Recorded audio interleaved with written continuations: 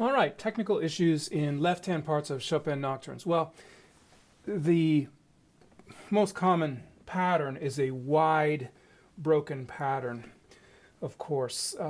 The big thing that happened, in history is we went from left-hand patterns that went and used up about that much of the piano to these big wide things. And of course that has to do with development of more resonant pianos and changes of style and a million things that are going on. So we have these widely spaced patterns in Chopin, and it's very important physically to move with the piano. One of the things you can't get around on the piano is that the keyboard is wide. It's 4 feet wide roughly, and your hand is not. And if you reach an octave is 6.5 inches. Well, that's not very much. So if you're comfortable with an octave, your reach is about 1/8 of the span of the piano. This is not very much. So fortunately, you're able to move from the shoulder and cover a huge amount of space. And Chopin took advantage of that in writing his left-hand parts.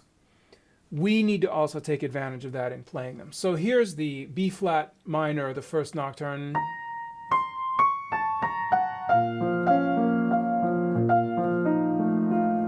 Okay, so the range of this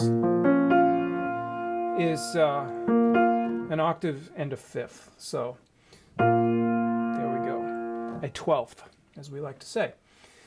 Well, most people can't reach a 12th, so it goes without saying that you are going to have to be in motion.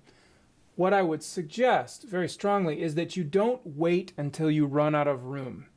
So I can reach a 10th, so I can do these first 3 notes, but now I can't reach that one. So what I'm not going to do is stretch out my hand to a 10th, play, play, play, and then panic and have some kind of emergency. No, I'm going to go ahead and stay in motion.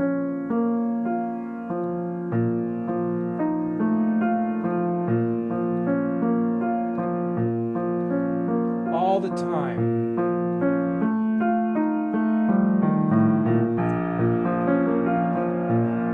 So you see, there's no moment at which I'm running out of room and then panicking to fix it, because I'm already in motion. Already in motion.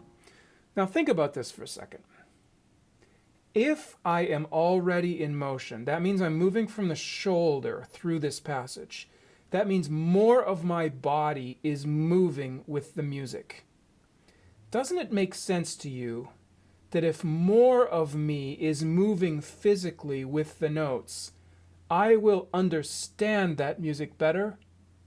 If I try to freeze most of my body and only move with the music with the fingers, I bet that motion is not going to permeate me as much, and I'm not going to be as aware of it mentally. In fact, there's a sense in which I'm resisting it if I freeze this physical area and just try to move with the fingers. This is one of the reasons I hate isolated piano techniques so much. Is not only is it damaging, it hurts the connective tissues and tendons and ligaments and causes all those problems, and it sounds bad. It's actually unmusical, like on a neurological level. If you don't want to move yourself with the music, maybe you don't even like music. If I have an Alberti pattern, nice little C minor triad, and if I try to freeze everything and go poke, poke, poke, poke, poke, poke, poke, poke, well, if my wrist, arm, upper arm, shoulder, torso don't even want to get up and dance and participate in this music, I have to wonder if I'm really committed to this music. Do I even like this music?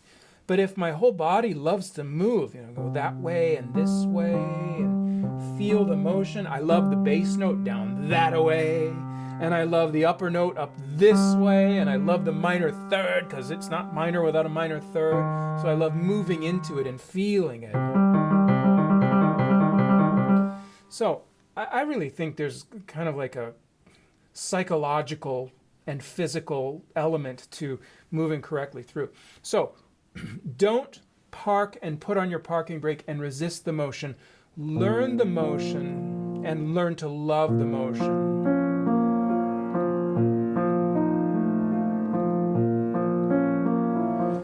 And that will help you get through a lot of these patterns in Chopin, where one of the most common technical problems is a resistance to moving around the very wide landscape of the piano. Well, this is our territory. This is our land. This is our home. And you should be very happy exploring and moving around. You shouldn't be like a crabby person who just wants to stay in your yard in a lawn chair and yell at the neighbors. You should love to explore and move physically through the world. All right. We'll talk to you next time. Bye.